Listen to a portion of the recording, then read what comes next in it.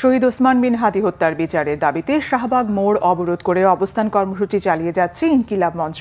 প্রয়োজনে কর্মসূচি মাসব্যাপী চলবে বলে ঘোষণা দিয়েছেন সংগঠনের নেতারা। আগামী 10 দিনের মধ্যে হাদি হত্যা মামলার চার্জশিট দেয়া হবে। স্বরাষ্ট্র উপদেষ্টার এমন আশ্বাসকে বিশ্বাসযোগ্য নয় বলে জানান তারা। বলেন, কোনো আশ্বাস নয়, হাদি হত্যার বিচারই একমাত্র সমাধান। দ্রুত সময়ের মধ্যে হাদি হত্যায় বিচার শেষ না করলে আরও কঠোর কর্মসূচির হুঁশিয়ারি তাদের। কোনো অদৃশ্য চাপের কারণে দেশে গোয়েন্দা সংস্থাগুলো হাদির হত্যাকারীদের তথ্য দিতে পারছে না বলেও অভিযোগ করেন ইনকিলাব মঞ্চের নেতারা। এদিকে ইনকিলাব মঞ্চ শাহবাগ মোড় অবরোধ করায় যান চলাচল ব্যাহত হয়ে ভোগান্তিতে সাধারণ মানুষ। এখন আমাদের ডিজিএফআই, এনএসআই, ডিবি এরা অনেক পাওয়ারফুল, এরা এখন কিছু করতে পারতেছে না কেন?